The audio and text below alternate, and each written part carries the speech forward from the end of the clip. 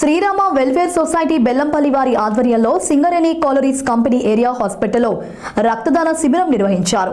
ఈ కార్యక్రమం Indian red cross society, HDFC bank సహకారంతో నిర్వహించనున్నట్లు తెలిపారు.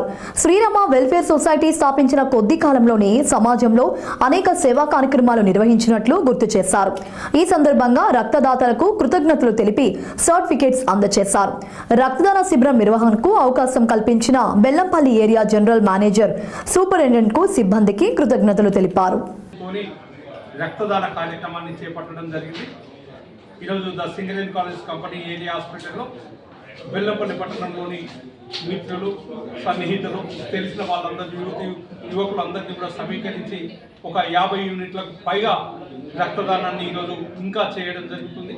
ఈ రక్తదానం జిల్లాలో Indian red cross society blood బ్యాంకుకు అందించడం జరుగుతుంది.